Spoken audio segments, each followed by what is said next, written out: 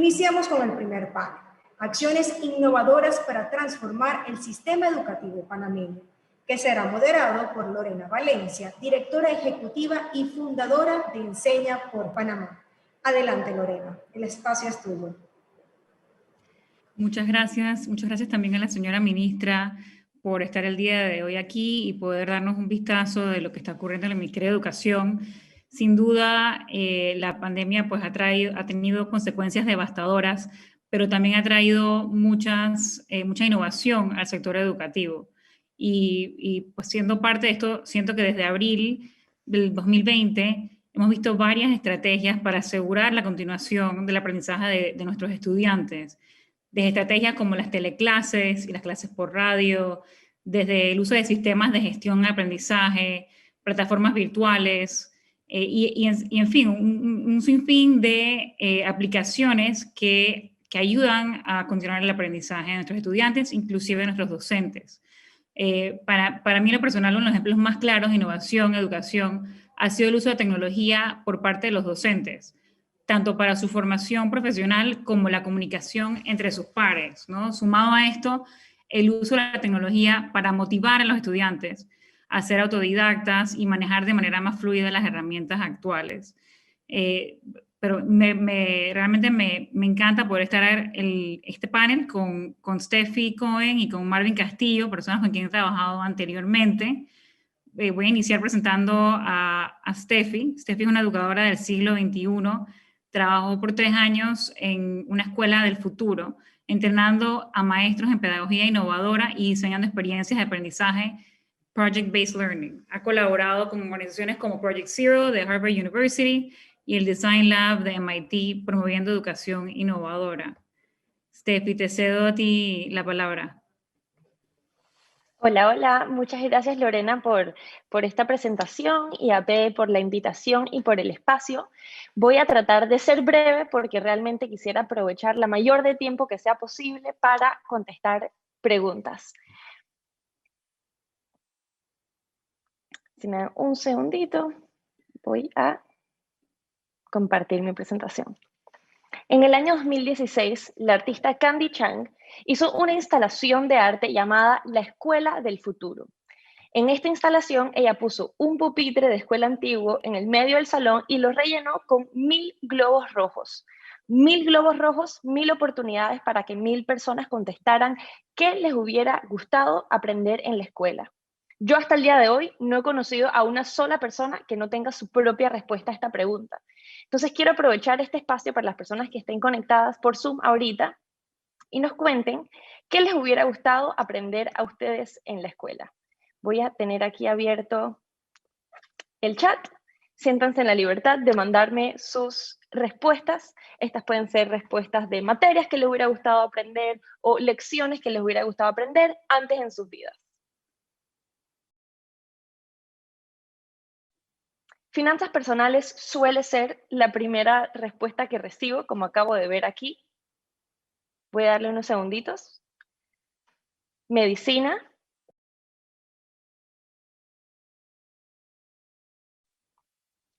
Les voy a decir algunas cosas que usualmente escucho. Aquí leo también crianza de los niños y niñas pequeñas, pero hay gente que dice, ¿sabes qué? Aprender a manejar mis propios proyectos, aprender a poner en acción mis ideas, aprender a decir que no, aprender a manejar mi tiempo, aprender a manejar mi dinero, aprender a manejarme, aprender a aprender.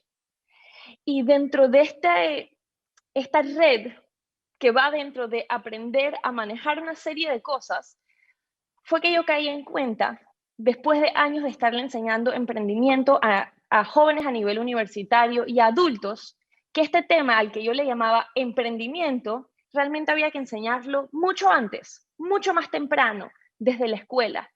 Y en el año 2017 yo decidí cambiar de carrera prácticamente, de formar a adultos en carreras de emprendimiento para empezar negocios, y aunque estaba enseñando, fue un cambio de carrera al mundo de la educación. Y yo pensé en ese momento de manera realmente pequeña, estaba pensando pequeño que lo que había que incluir en las escuelas era la materia emprendimiento, pero lo que había que empezar a enseñar era habilidades del siglo XXI, a través, ahora creo yo, del aprendizaje a base de proyectos.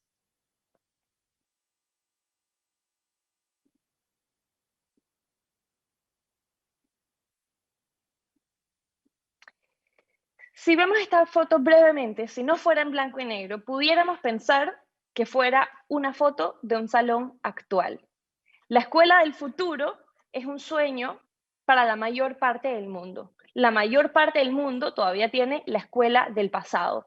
Escuelas en las que agregamos a los niños por edad, en salones, sentados todos en pupitre, juntos ahí todos por 8 horas, con materias preaprobadas por sus gobiernos, con exámenes para ver qué recuerdan y pasando de años sin importar realmente qué entendieron. Permiso, Steph, no se ve la presentación, no tenemos la foto del salón de clase en blanco y negro. Ah, discúlpenme.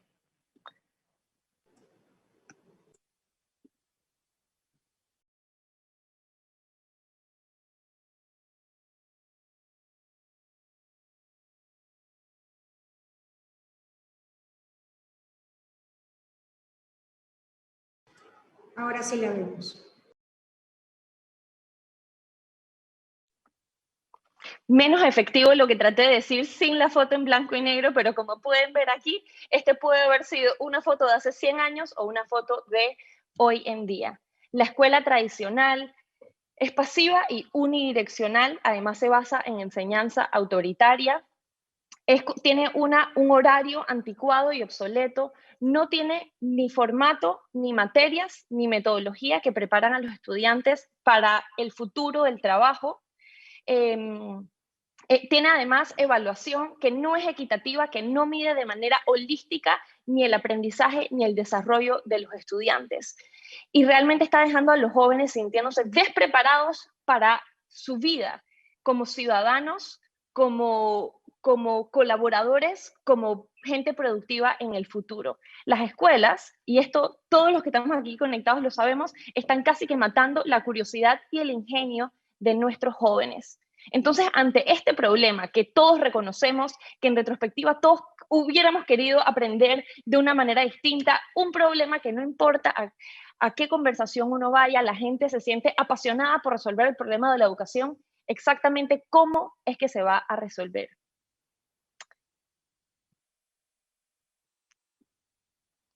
Y aquí nuevamente quiero abrir el espacio para hacerles una pregunta. Y la pregunta que le quiero hacer es, a partir de esta foto, ¿cómo piensan que pudiéramos empezar a enseñar acerca del sistema digestivo? Le voy a pedir que en el chat me pongan cualquier idea que se les ocurra. Voy a quitar mi presentación un momentito para poder ver el chat.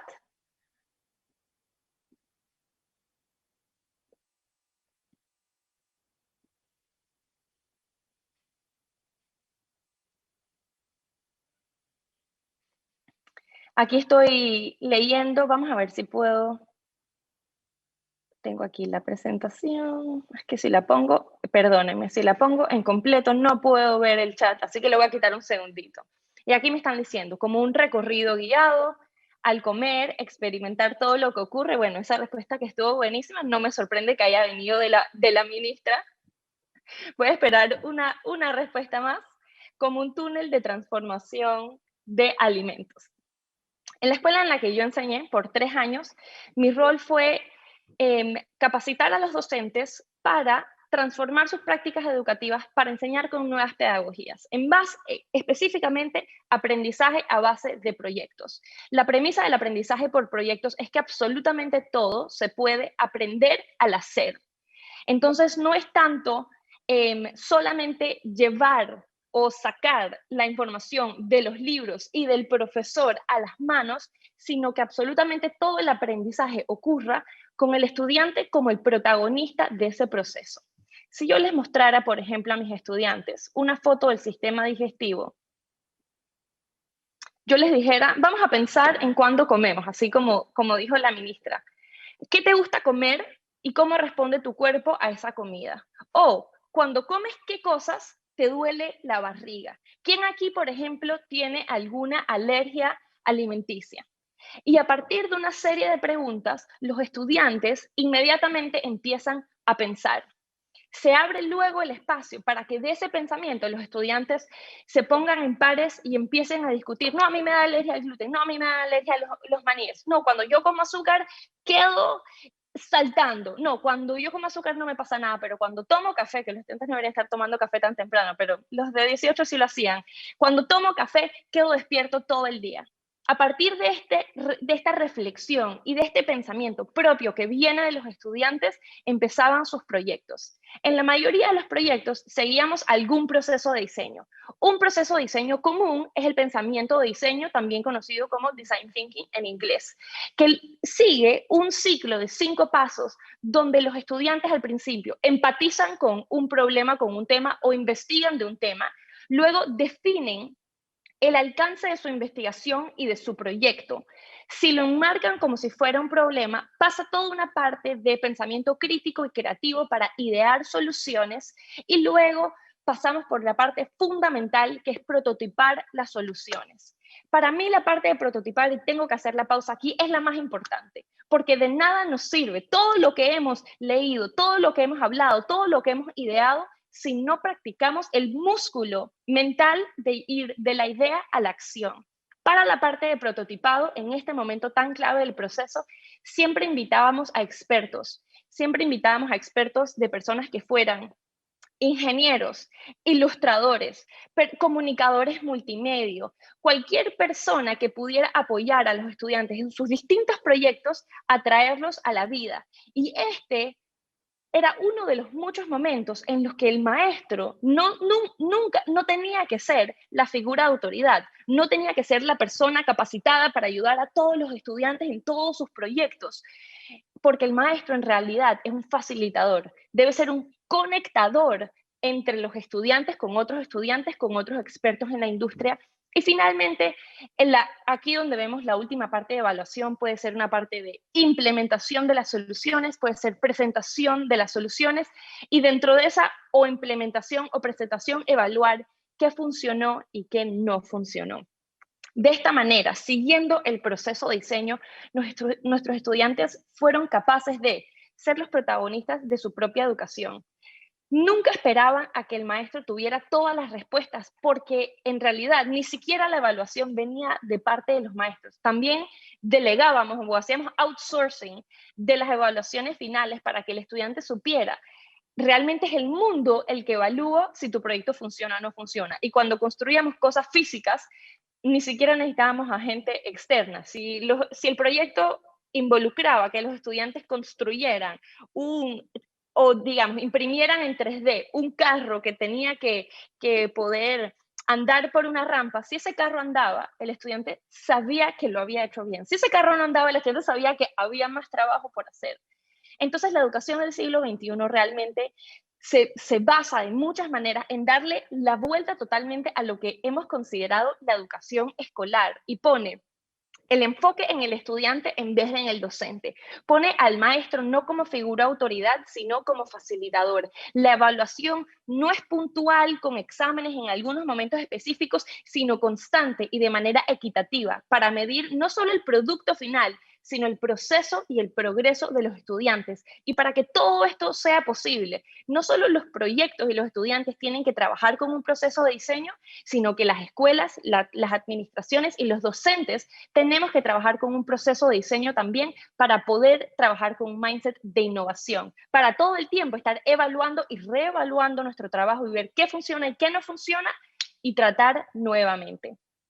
En esta escuela tuvimos el chance de enseñar, por ejemplo, en la primera foto que ven aquí en la izquierda, los estudiantes construyeron unas herramientas usando hidráulica cuando estaban estudiando acerca de la musculatura, y la pregunta principal era, si yo levanto mi brazo, ¿qué pasa dentro de mi cuerpo para que ese brazo se levante? Y lo replicaron con lo que ven aquí usando hidráulica. En la foto que ven en la derecha les preguntamos, si hay vida en la Tierra, porque tenemos 4 componentes básicos, ¿dónde más en este sistema solar pudiera haber vida? Sin usar libros de texto, los estudiantes se metieron a internet, empezaron a investigar cuáles eran esos 4 elementos básicos, qué otros lugares de este sistema solar podían tener esos 4 elementos básicos. Y esta foto en particular me encanta porque estas estudiantes encontraron que una luna en Júpiter tiene los 4 elementos básicos de la Tierra, pero tiene una capa de hielo cubriendo la superficie terrestre. Entonces, inspirados en un armadillo, construyeron lo que para ellos era una nave espacial. Y no sé si lo ven muy bien ahí, pero la última parte puntiaguda es como la cola de ese armadillo y de su nave espacial que tenía la intención de girar para hacer como un drill que antes de poder aterrizar en el hielo iba como a romper el hielo y aterrizar. Cuando nosotros hacemos proyectos como este, sin libros de texto, en la escuela realmente no trabajamos con libros de texto. La gente preguntaba, ¿pero cómo van a aprender? ¿Dónde queda todo el contenido? Y es que pero lo que pasa es que cuando les damos a los estudiantes un propósito mayor, una pregunta que así, no se pueden dormir de la curiosidad, no se pueden dormir de las ganas de contestarla, en su proceso investigan todo lo que un libro de texto les hubiera enseñado, pero ante el libro de texto hubieran sido un aprendizaje pasivo y tal vez más aburrido, y ahora se convirtió en un aprendizaje activo en base a su curiosidad y promovido por su ingenio. Tengo miles de fotos como esta, o sea, no saben lo que es mi celular de fotos de proyectos. Y asimismo enseñamos leyes de física a través de proyectos para construir juegos de carnaval. Si podías aplicar la primera ley de Newton, te dábamos un punto. Si podías aplicar las 2 leyes, la primera y la segunda ley de Newton, ganabas más puntos. En la última foto que tengo aquí pueden ver un proyecto de matemática y de geometría, donde los estudiantes aprendieron acerca de pruebas matemáticas siguiendo las instrucciones de un artista famoso americano llamado Sol Lewitt. Siguieron sus instrucciones de pruebas geométricas para poder hacer sus proyectos. Y los que vemos aquí son proyectos físicos, pero algunos estudiantes dijeron, ¿sabes qué? Yo no lo quiero pintar físicamente, prefiero escribirlo en código. Y además de la exhibición física que tuvimos una exhibición digital de proyectos que fueron programados con código creativo por los estudiantes. Sí tengo que confesarles que después de la pandemia no teníamos fotos tan vistosas como estas. El trabajo fue igualmente posible, solo que ya no pudimos estar juntos en un espacio de trabajo, juntos fuera del salón de clases, compartiendo materiales. Y tal vez fue la pandemia lo que nos enseñó que no se requiere ni grandes espacios ni tantos materiales, porque pudimos reducir la cantidad de recursos que utilizábamos para enseñar de esta manera, porque los estudiantes creaban proyectos con materiales que habían sido descartados de sus propios hogares. De la nada en la pandemia, o antes de la pandemia, cuando tratamos de conseguir expertos para que le dieran retroalimentación a nuestros estudiantes, alguna gente decía, sí, claro, quiero apoyar, y mucha gente decía, la verdad, no tengo tiempo. Por lo menos durante los primeros meses de la pandemia, todo el mundo estaba en su casa, así que fue ultra fácil conseguir expertos que quisieran conectarse con nuestros estudiantes, darles retroalimentación de sus proyectos. Y realmente, cuando uno habla acerca de aprendizaje por proyectos, la gente piensa que tiene que ver con los materiales o las herramientas y el producto físico, pero como les conté antes, en realidad tiene que ver con el proceso. Pasar por un proceso de diseño que le permita y le exija al estudiante engancharse con lo que está aprendiendo, con lo que está haciendo, para que realmente ese aprendizaje pasen por ellos y no sea contenido, no sea información, sino que sea parte de su propia educación. Y es esta metodología, como otras metodologías o pedagogías innovadoras, los que realmente enseñan habilidades del siglo XXI, habilidades que vamos a necesitar para ser personas felices, ciudadanos involucrados con el progreso de nuestra sociedad y emprendedores o colaboradores productivos en nuestras sociedades. Para terminar, los dejo con esta foto, que todos los que tengan hijos tal vez lo han visto en su casa diariamente desde que empezó la pandemia. Esta pandemia hizo más visible y dolorosa que nunca las deficiencias de nuestras metodologías académicas, de nuestros sistemas académicos, y lo que tenemos ahorita es niños aburridos, desconectados, queriendo más. queriendo más y pienso que es posible, o sea, también tengo que decir, creo que mi final era distinto porque no sabía ni que venía después de la ministra ni había escuchado su final, queriendo más, y creo que inspirada en esa charla que acabamos de escuchar, me quedo pensando, y estamos todos aquí esforzándonos para dar más, esforzándonos y rompiendo la cabeza, y ahorita pienso, más que nunca, nos toca a todos organizarnos porque no puede ser que cada vez que alguien dice el problema de la educación, todo el mundo tiene una opinión, todo el mundo tiene ganas de cambiarlo. Tenemos que organizarnos, ese es nuestro gran reto, es como nuestro gran reto como país y es el gran reto global. Pre-pandemia, durante pandemia, post-pandemia, tenemos que poder proveerle al estudiante 16 años de educación o 12 años de educación escolar que se sienta como un momento productivo de sus vidas, donde aprendan a aprender, donde aprendan a amar el aprendizaje, para que ese aprendizaje no se vea limitado a sus años escolares, sino que siga ocurriendo a lo largo de su vida. Muchas gracias y ahorita me encantaría contestar cualquier pregunta que tuvieran. Gracias, Steffi. Por temas de tiempo, te voy a hacer una preguntita que tengo muy presente y luego nos vamos con Marvin. Me imagino que pues, hay muchos beneficios al aprendizaje por proyectos, pero mi pregunta es para Panamá, ¿qué sientes? ¿Cuál es la mayor resistencia que recibes de parte de los docentes, por ejemplo, para enseñar ese tipo de metodología? Hay dos resistencias principales y para mí a lo largo de mi carrera me he dado cuenta que la innovación, la gente siempre piensa que es un trabajo relacionado como con la tecnología o con otros modelos mentales. La innovación es un trabajo 100% socioemocional. Si un docente no confía en mí, nosotros no podemos trabajar. Entonces, para mí, conectar con los docentes, con sus necesidades, ha sido primordial para poder trabajar con aprendizaje por proyecto con estudiantes también, y recibo dos resistencias principales. La primera es, ¿y qué pasa con el contenido? ¿Cómo vamos a aprender? Y pienso que tenemos que, y aquí yo siento que la gente de marketing me quiere matar cuando digo esto, el contenido no es rey ni reina. Tenemos que superar la obsesión con el contenido. El contenido existe de manera gratuita online. Los estudiantes van a aprender lo que le funciona aprender, y lo que no le funciona aprender, no importa si lo pusiste en el examen, se le iba a olvidar de todas maneras. Tenemos que superar la obsesión con el contenido y reenfocar todas nuestras energías en el desarrollo de habilidades y de mindsets y mentalidades del siglo XXI. Y la segunda es, ya estoy ahogada o ahogada de trabajo, ahora tengo que hacer proyectos también, ¿qué va a pasar con mi tiempo? Y realmente el aprendizaje por proyecto no requiere más trabajo, sino que requiere un shift o un reenfoque de a qué le dedicamos el trabajo. Con metodologías tradicionales, los docentes pasan muchísimo tiempo preparando el contenido, preparando la charla, preparando la instrucción directa, preparando los exámenes, y esa preparación es constante. Todo el tiempo tenemos que preparar lo que vamos a decir el día siguiente. Todo el tiempo tenemos que preparar la tarea del día siguiente. Cuando diseñamos experiencias de aprendizaje por proyecto, hay mucho trabajo al principio diseñando la experiencia, pero luego el maestro suelta las riendas porque el protagonista se vuelve el estudiante. El maestro no se tiene que preocupar de qué voy a decir hoy, solo se tiene que preocupar de qué preguntas le voy a hacer a mi estudiante para que ellos me digan qué están aprendiendo, para que ellos me digan cómo están documentando su trabajo y para que ellos me digan cómo están midiendo su progreso.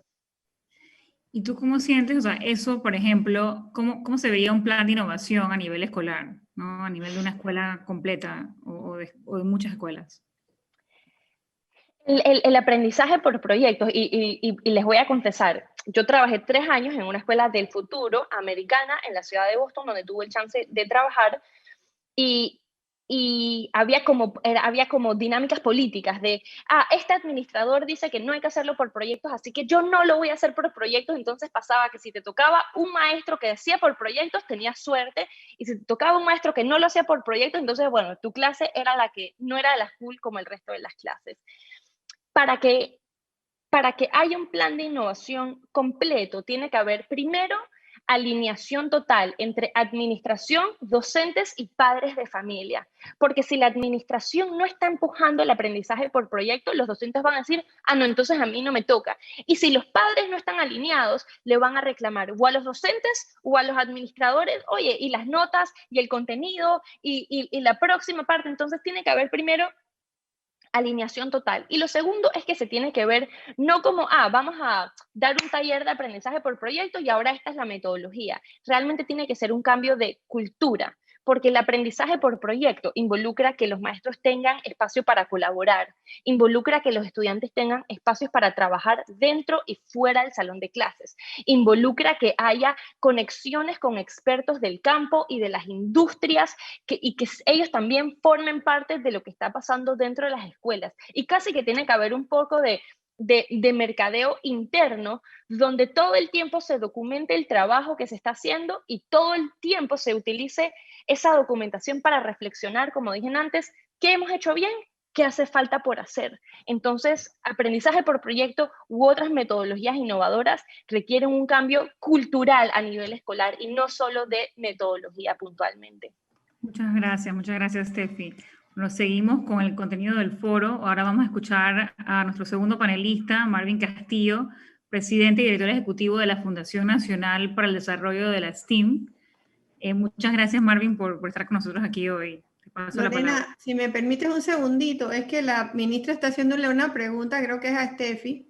Dice, ¿a distancia o semipresencial, cómo puedo promover esta estrategia por proyectos? Ministra, muchísimas gracias por su pregunta. De ambas maneras, a distancia o semipresencial, empieza con encontrar temas o preguntas que sean interesantes para los estudiantes. Yo soy personalmente apasionada de compartir con mis estudiantes problemas sociales que a ellos les interese resolver. Y hay veces que les pido, dime un problema que has visto en tu barrio, un problema del que tú escuches a tus papás y a todos tus vecinos quejándose todo el día. Y empecemos por ahí. Empecemos con un problema que a ti te interese resolver y que sea relevante en tu vida. Y de ahí pasamos a una parte de ideación y a veces ponemos a estudiantes que tal vez sientan pasión o interés por problemas similares a pensar en estas soluciones. De ahí podemos pasar a la parte de prototipar, que muchas veces la gente se ve tentada por pensar, no, necesitamos estas herramientas. No, necesitamos a veces cartón, un rollo de papel higiénico, usemos el cartón que está ahí. Podemos hacerlo hasta dibujando, solo tratemos de ir de la idea a la acción. Y lo cuarto es, vamos a presentarle esto a alguien que ya haya resuelto o haya tratado de resolver este problema anteriormente. O si es un problema en tu barrio, vamos a presentárselo a los vecinos para ver qué te dicen. Entonces, para mí sería la recomendación sacar el aprendizaje del libro y ver que el aprendizaje está alrededor nuestro, porque hay tantos problemas que resolver y esa es la habilidad que tenemos que desarrollar, porque ya estamos viviendo momentos tan complejos, con problemas tan complejos que necesitan tanta colaboración y tanto pensamiento crítico y tanta creatividad, que si lo ponemos, si empezamos por lo que ya les interesa a los estudiantes, ya tenemos la mitad de la batalla ganada. Muchas gracias por la pregunta. Muchas gracias, Marvin. Te cedo la palabra a ti. Muchas gracias. Vamos a hacer la presentación nosotros, que precisamente tiene que ver con el aprendizaje basado en proyectos. Déjenme hacer la presentación un momentito. Voy a proyectar. A ver. Voy a proyectar rapidito.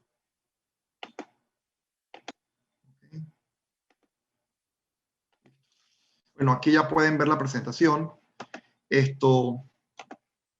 Bien. Me gustaría empezar antes que todo llegar a la parte de la pregunta que la ministra hizo, precisamente nosotros la hemos respondido, pero antes de eso, yo creo que es importante poner el contexto de lo que nosotros hemos vivido. El 31 de diciembre, hace poco menos de un año y 20 días, las autoridades sanitarias de China confirmaban que decenas de personas en Wuhan estaban siendo tratadas por una neumonía extraña. 31 de diciembre del 2019. Muchos de estos enfermos habían visitado un mercado de animales vivos en Wuhan. El 11 de enero, los medios estatales chinos informaban de este nuevo coronavirus que había matado una primera persona de 61 años. El 21 de enero del 2020 se dio el primer caso confirmado en los Estados Unidos, un hombre de 30 años del estado de Washington que viajaba a Wuhan. El 23 de enero, China imponía un bloqueo y todos veíamos en las televisiones y veíamos en los diferentes medios de comunicación cómo empezaban con el ejército un bloqueo total de encerrar a las personas que no podían salir. Que es como un paradigma, ¿no? O sea, ves cómo se trató culturalmente, cómo se trató el confinamiento y cómo acá vemos imágenes que seguimos haciendo fiestas, seguimos violando la cuarentena. El 30 de enero, la OMS, escuchen, el 30 de enero, la OMS declaraba la emergencia sanitaria mundial. Y el 5 de febrero, el crucero Diamond Express en cuarentena ya hablaba de 700 personas que estaban contagiadas. El 11 de febrero, el coronavirus fue nombrado COVID-19. El 26 de febrero se vivió la primera caso de sospecha de transmisión local en los Estados Unidos, es decir, transmisión comunitaria. El 29 de febrero fue la primera muerte reportada en los Estados Unidos, aunque después se supo que el 6 de febrero se había dado la primera muerte de COVID. El 3 de marzo se liberan las restricciones para que se hagan las pruebas a todo el mundo. Y llegamos así a un momento en que el 11 de marzo el Ministerio de Educación declaró la suspensión de clases a nivel nacional. Yo quiero que todos piensen bien lo que había pasado antes, porque si se dan cuenta la trayectoria de todo lo que estaba pasando, cerrar y suspender las clases era una decisión sumamente difícil. Yo realmente admiro mucho cómo se tomó esta decisión, porque las señales eran señales, digamos, aisladas en diferentes lugares y no se sabía lo que te iba a llegar. O sea, ¿quién iba a pensar que el 6 de febrero que moría una persona en Estados Unidos, hoy serían 500.000 de personas muertas con todo lo que se ha hecho o no se ha hecho? Entonces, realmente haber suspendido las clases el 11 de marzo no solamente fue una decisión acertada para cuidar la vida de docentes, niños, familias, personas mayores, pero en aquel momento no lo sabíamos. En aquel momento, cuando fue el 11 de marzo, no sé si fue instinto, ministra, o si fue un momento, no sé qué fue, pero en ese momento no había la suficiente información para poder tomar una decisión correcta y se tomó. De hecho, más adelante vamos a ver una slide donde están todos los titulares y muestran todos los titulares donde suspendemos las clases y encontré un titular donde al mismo momento en Nicaragua se hablaba del peligro que estaban todos los estudiantes dando las clases y bajo se veían los 3.400 muertos que tenía Italia. Entonces, nosotros no teníamos 3.400 muertos como tenemos hoy. ¿Me explico? O como 4.000 como tenemos hoy. En ese momento no estaba pasando nada de eso y se tomó esta decisión. Sin embargo, igualmente, como hago esta antología de lo que había pasado, también es importante notar que se recibe el 2020 con un problema educativo que venía sistémicamente de muchos años. A nivel de la UNICEF decía en su informe de Derecho a la Educación del 2019 que el sistema educativo aún no había llegado a garantizar aprendizaje de calidad. No era posible conocer la cobertura de servicios de desarrollo infantil temprano. El impacto o el alcance en niños de primera infancia era menos del 3%, y a pesar de que la educación preescolar era obligatoria, 6 de cada 10 niños y 4 de 5 estaban en matrículas de nivel, 9 de cada 10 niños en primaria, 7 de cada 10 adolescentes de 12 a 14 años en educación premedia, y lo preocupante, 5 de cada 10 nada más están en la educación media. Esto venía pasando, o sea, no es que la pandemia nos afectó, ya venía un problema sistémico en la educación muy grave, que muchas de las organizaciones no gubernamentales, el Ministerio de Educación, la ministra y todos conocíamos y estábamos trabajando en lo mismo. En las pruebas Crecer, precisamente, que se llevaron en el 2017, 5 de cada 10 estudiantes de tercer grado no lograron el nivel básico de lectura. De hecho, de manera desagregada, 3 de cada 10 en el sector particular. O sea que el tema de la falencia en la educación y la lectura no era un tema exclusivo del sector oficial, sino que también estaba presente en el sector particular. Y 9 de cada 10 en las comarcas. De hecho, como pueden ver en esta imagen del informe de la UNICEF de aquel momento, el área de las comarcas está en un nivel poco más disfuncional e inclusive inicial en la comarca de Punayala. Aquí está lo que les hablaba de cuando la ministra toma la decisión de suspender las clases con poca información en ese momento, y aquí en la prensa la puse hasta viradita para poder mostrar cómo el mundo estaba de cabeza, ¿no? miles de estudiantes expuestos al COVID-19 porque no se suspendían las clases en Nicaragua, en muchos otros países, y Panamá lo hizo. Interesante también en perspectiva, viendo todo esto que venía pasando, en noviembre el World Economic Forum sacó su reporte del futuro del trabajo. ¿Y qué encontró el World Economic Forum? Que mientras todo esto pasaba en educación, en el sector de empresarial, 84% de las empresas aceleraron su digitalización. 83% de las empresas se fue al trabajo remoto. De hecho, ahorita estamos en un área remota, en un foro. O sea, es el mejor ejemplo de lo que estaba pasando. Pero algo interesante fue que más del 50% de las empresas aceleraron su automatización. Lo que predice que para el año 2025, el World Economic Forum, que no ha fallado, realmente es muy poco, ha tenido muy buenas proyecciones de lo que va a pasar. Para el 2025, el 47% de las funciones van a ser realizadas por automatización o máquinas. Esto lo que va a traer consigo es que los trabajadores, las personas hoy, nosotros, los que estamos aquí, la mitad de los que estamos en esta reunión, el 50%, va a tener que volver a estudiar y formar o mejorar sus skills que son necesarios. Y hablando de lo que decía Steffi, de los objetivos o los skills del siglo XXI, las habilidades del siglo XXI, identificó el World Economic Forum 10 que son críticos para los trabajadores para que podamos lograr todo esto. ¿Y por qué hablo de trabajadores?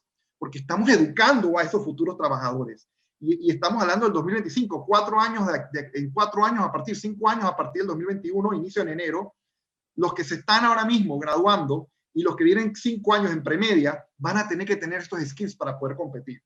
¿A qué son? Pensamiento analítico, aprendizaje activo, estrategia de aprendizaje, problem solving, lo que hablaba Steffi, los que somos partidarios del aprendizaje basado en proyectos, el pensamiento crítico y el análisis, la creatividad, originalidad y iniciativa, el liderazgo y la influencia social, el uso de la tecnología. O sea, la tecnología se vuelve una parte fundamental de todo lo que estamos haciendo y el uso de la misma, el diseño de la tecnología y la programación. Ya no se basta con utilizar un celular, vamos a necesitar entender por lo menos conocimientos básicos de programación, la resiliencia y el desarrollo del estrés y el problem solving o la resolución de problemas y la ideación.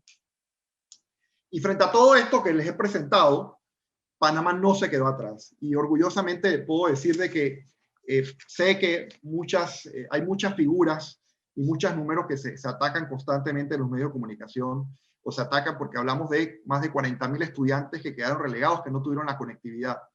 Pero acordémonos lo que yo dije antes de empezar y estábamos hablando, 5 de cada 10 estudiantes, que es más de 60.000 estudiantes en el sector de educación superior, educación media, no estaban dentro del sistema. O sea, ¿qué les quiero decir con esto? El problema es muy complejo y es sistémico ya lo que existía. Sin embargo, a pesar de todas esas dificultades, y yo tengo mi hipótesis de que al haber suspendido las clases temprano en el proceso en marzo, nos forzó a todos a tener que reaccionar rápidamente. Y digo rápidamente porque, claro, pueden decir, bueno, pero es que se empezó el 11 de marzo y hubieron otros decretos y los decretos que se hacían, 3 días después del decreto ya estábamos dando, varios de nosotros en las organizaciones gubernamentales, estábamos ya ofreciendo clases gratuitas, dando tecnología y trabajando. Y un mes después, por medio de Enseña por Panamá, ProEd, Fundación Gabriel Lewis Galindo, Hazme Brillar, Fundestim, la Academia Interamericana de Panamá, la Fundación para la Excelencia Educativa, inclusive el Instituto Alberto Einstein también, nos unimos todos para realizar una serie de trabajos y una serie de esfuerzos para apoyar al Ministerio de Educación. Logramos que 54.750 capacitaciones se dieran en docentes a nivel nacional, 3.600 estudiantes de 12 grados involucrados, 655 centros educativos con plataformas virtuales educativas, 435 docentes en talleres virtuales. En nuestro caso, por ejemplo, más de 3.500 docentes que les enseñamos los trabajos en ecosistemas o sistemas de aprendizaje virtual o ecosistemas de aprendizaje no presencial, sincrónico y asincrónico. Dentro de todo este trabajo, paralelamente, la Autoridad de Innovación Gubernamental con el Ministerio de Educación desarrolló la primera plataforma nacional de repositorio que fuera sincrónica y sincrónica en la plataforma Moodle, STER, que para el año 2021 tendrá más de 2.000 objetivos virtuales de aprendizaje. Interesante cuando hablamos de objetivos virtuales de aprendizaje porque un año atrás no existían objetivos virtuales de aprendizaje. Un año atrás estábamos hablando de objetivos de aprendizaje y ahora llevábamos todo este concepto de competencias de aprendizaje a objetivos virtuales de aprendizaje. Igualmente, más de 700.000 estudiantes y 40.000 docentes recibieron cuentas de correo institucionales del Meduca. Y esto es sumamente importante, ¿oye? Porque nosotros todos los que estamos aquí tenemos cuentas de correo. En mi caso tenemos como 4 cuentas de correo y es un lío verlas todas. Pero a nivel institucional, a nivel educativo, a nivel de los estudiantes, esto no era una práctica. Recuerden de dónde venimos. Y por otro lado, se empezaron a utilizar plataformas sincrónicas de comunicación tipo Zoom, tipo Microsoft Teams. Otros empezaron a utilizar Google Classrooms. Y yo creo que uno de los mayores avances que se dieron, y ahí felicito muchísimo a Yolanda Eleta, que lo lideró junto con la ministra de Educación, las teleclases que se dieron a nivel nacional. Miren, más de 100.000 estudiantes en promedio y 1 millón acumulados desde mayo hasta diciembre estuvieron viendo teleclases solamente en los canales del grupo Medcom. Y esto si incluimos CERTV, incluimos el grupo de Televisión Nacional y todas las radios que estuvieron comprometidas, esto es algo inédito en la historia del país. Y a mí me gusta hablar de esto porque antes de la pandemia, digamos, antes de que todo esto pasara, los estudiantes no tenían libros. Los estudiantes no tenían libros para poder tener los contenidos. Y ahora escuchen lo que tenemos: objetivos virtuales de aprendizaje, teleclases con clases durante todo este periodo, en videos, en producción, en radio, una cantidad de contenidos. Ahora recibimos hoy información por medio de la ministra de que vamos a tener más de 5.000 libros virtuales en STER. O sea, todo esto no existía. Y yo considero que la pandemia como que nos hizo despegar y despertar de lo que estaba pasando. Pero dentro de todo esto también se dieron unos avances ocultos. Yo hablo de estos avances ocultos porque son hipótesis mías, que aunque ya hay algunos estudios que definen que esto pasó, entre ellos están, he encontrado, por ejemplo, varios estudios. Uno de ellos es de la Laboratorio de Acción para la Pobreza Abdul Latif Jamal, el GPAL, en donde se confirmaba una hipótesis que yo tenía, y es que el hecho de que las teleclases o las clases virtuales forzar a los padres de familia en sus casas, que también estaban confinados, a acompañar a sus hijos en la educación, tuvo un impacto muy positivo dentro de todo el proceso educativo y todo nuestro sistema educativo. ¿Por qué? Porque a través de los años, los padres, nosotros, nos habíamos ido desconectando de la educación de nuestros hijos por el trabajo, por las necesidades de trabajar dos padres en una familia trabajando, y los niños básicamente dependían 100% de lo que las escuelas les estaba enseñando. Ahora empezamos a escuchar padres que decían: oye, esto que están enseñando mi hijo no me gusta, o esto no es completo, o no me gusta la forma que están estudiando. Pero ojo, fíjense, pasamos de ser padres de familia que no estábamos conformes con otras cosas, a empezar a ser padres de familia que no estamos conformes con el contenido de la educación. Y esto es un cambio de paradigma importante, porque nos involucramos los padres de familia en la parte de la educación de nuestros hijos. Igualmente, con otros avances ocultos, fue la formación de los docentes en los ecosistemas virtuales de aprendizaje. O sea, antes de todo esto, mucho veremos, bueno, pero el uso del celular y el WhatsApp para enseñar, está demostrado por el GPAL, que estábamos leyendo el estudio, que el uso de sistemas de mensajería con padres guiados y un currículo básico, como lo hizo Panamá, en otros países que se hicieron estudios tuvieron un avance en el desarrollo del pensamiento crítico en los niños mucho mayor que lo que anteriormente estaba. Así que no todo lo que se dio fue negativo, al contrario, yo veo muchísimos avances ocultos. Dentro de todo esto, en lo que a nosotros nos corresponde, ya nosotros desde el año 2018 veníamos haciendo lo que es el aprendizaje basado en proyectos. Esta foto es cuando lo llevamos a Emberá-Bonán, los laboratorios de robótica a los niños. Cuando llegamos a la comarca Emberá-Bonán, nosotros nos sentimos muy contentos, ¿no? O sea, estamos haciendo paradigma, el primer laboratorio de educación STEM, robótica y aprendizaje basado en proyectos en comarcas, en tierras de Emberá-Bonán. Fueron 3 escuelas que le llevamos. Y este es el momento feliz, ¿no? Cuando estamos entregándolo todo. El momento feliz cambió cuando empezamos a capacitar y nos encontramos con que en la escuela había muy pocos docentes, y además de eso, las padres de familia participaban, y los docentes también estaban pidiendo traslado para irse a lugares más cercanos a sus familias, por lo que vimos lo difícil que iba a ser, que tendríamos que nosotros mismos involucrarnos en entrar directamente a la escuela en capacitar a los niños. Y siendo una comarca que está en Darién, de difícil acceso, lo hacía muy difícil. Entonces ahí tuvimos como una revelación o como una epifanía, ¿no? Dijimos, oye, pero ¿cómo podemos nosotros enseñar aprendizaje basado en proyectos, educación STEM, robótica, sin robots, sin material educativo y sin un docente especializado. Y esto parecía como en su momento, estamos hablando de 2017, 2018, no estamos hablando de pandemia, estamos hablando mucho antes, porque para nosotros la comarca era pandemia. ¿En qué sentido era pandemia? En el sentido de que nosotros no podíamos llegar allá a asistirlos, de que no teníamos la forma de llegar a todos los niños, de que no todos los niños tenían la posibilidad de tener el aprendizaje. Así que para nosotros era una dificultad tal como la que tenemos ahora. Así que tenemos que buscar una solución para la comarca que diera este resultado. Empezamos a investigar y encontramos, bueno, fíjate que hay simuladores que te permiten construir proyectos, construir robots simulares. Uno de ellos es Lego Digital Designer, otros son Tinkercad. Hay muchas plataformas que te permiten al estudiante empezar a construir, empezar a diseñar y hacer cosas. Igualmente encontramos simuladores, y dentro de todo esto encontramos un simulador que nos permitía introducir las creaciones de los niños en el robot y llevarlo aquí dentro de una pista para poder llevar adelante la gamificación. Así que agarramos estos dos componentes y ya en el año 2018, finales, tuvimos en COCLE tuvimos un grant que nos dio Deloitte Digital, y este sueño de llevar educación STEM, aprendizaje basado en proyectos, sin los materiales, sin los robots, sin el profesor especializado, en una forma más amplia, me lo escucharon Deloitte Digital y me dijeron, bueno, vamos a hacerlo realidad. Y así fue como ya en el 2018 creamos nuestro primer Learning Management System para enseñar en forma virtual todo el aprendizaje basado en proyectos. Y les digo esto porque créeme que fue como decía Steffi, es muy difícil el aprendizaje basado en proyectos, llevarlo a los docentes y convencerlos. Pero más difícil todavía es convencer a tus propios expertos que ahora en vez de hacer todo en papel y hacerlo todo en documento, lo empezaran a hacer en forma virtual. O sea, que todo lo trasladan virtual. No, ahora todos lo vemos virtual, pero estamos hablando de 2018 a finales. Así que durante todo el año 2019 estuvimos creando objetivos virtuales de aprendizaje para poder llegar con todas estas tecnologías.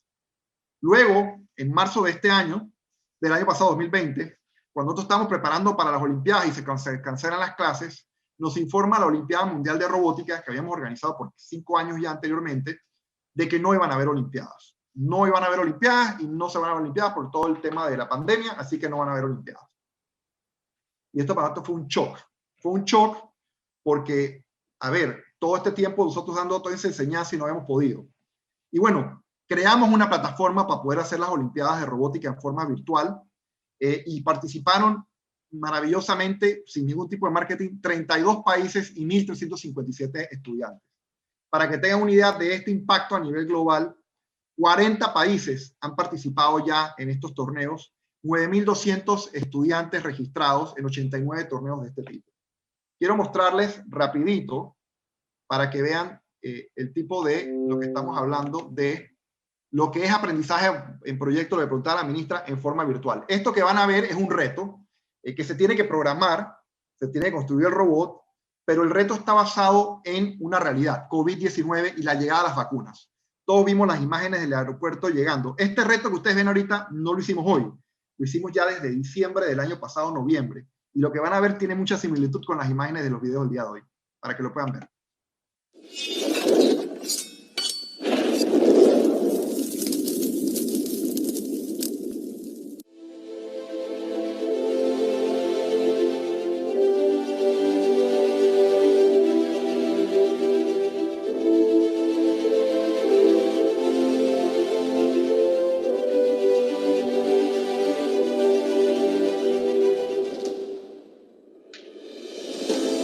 En nuestro caso, el avión no era de DHL, era un avión de la Cruz Roja, y el robot está llevando a los personal de cuidados médicos en las primeras dosis de vacunas. Ahí la gente empieza a hacer la fila. El niño tiene que programar el robot para que el robot lo haga de una forma automática. Dentro de todo el contexto está lo que es la cadena de frío que deben llevar los niños y deben pensar la mejor ruta basada en la cadena de frío para que no se congelen. Aquí están los adultos mayores que vienen a hacer las filas. Los muñequitos no tienen cabello, por eso lo pusieron como adultos mayores, no se podían poner viejitos. Y la última vacuna se está entregando entonces al personal de primera línea de servicio, al personal de primera responsabilidad de emergencia. Entonces, esto es lo que les quería mostrar, era lo que es un ejemplo de cómo un reto se puede hacer virtual y cómo se pueden hacer la virtualización de lo que es el aprendizaje basado en proyectos. Bueno, ya para resumir, entonces, como les decía, creamos un ecosistema en lo que por medio de bisimuladores, por medio de Learning Management System y por medio de lo que es torneos de competencia, enseñamos en forma virtual a los niños a resolver problemas en equipos y sobre todo utilizando problemas sociales. Como bien decía Steffi, nosotros también nos hemos enfocado en problemas sociales, pero nos hemos agarrado a los objetivos de desarrollo sostenible, que son realmente una realidad y que estamos contra el tiempo del 2030 para poder solucionar, y es lo que solucionamos. En un ambiente de gamificación que incluye ligas, incluye campeonatos, incluyendo las Olimpiadas a final de año.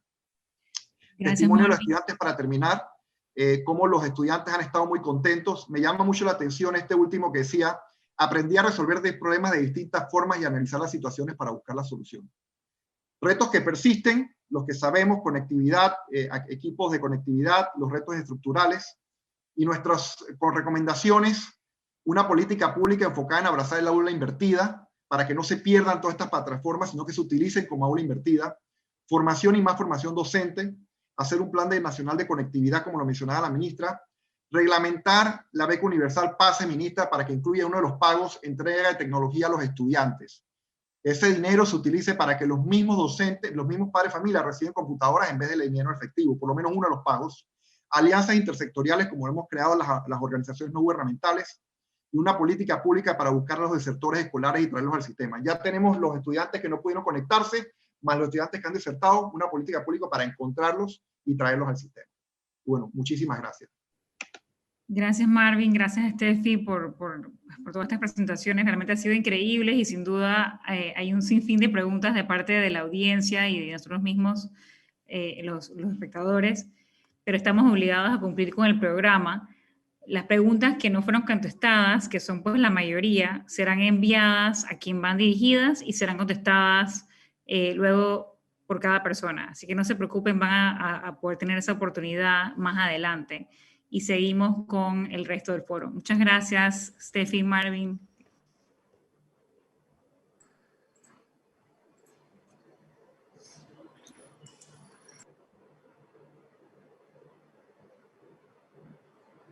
Muy interesantes las exposiciones sobre la educación por proyectos y STEM. Agradecemos a Steffi y Marvin quienes nos acompañaron en este primer panel.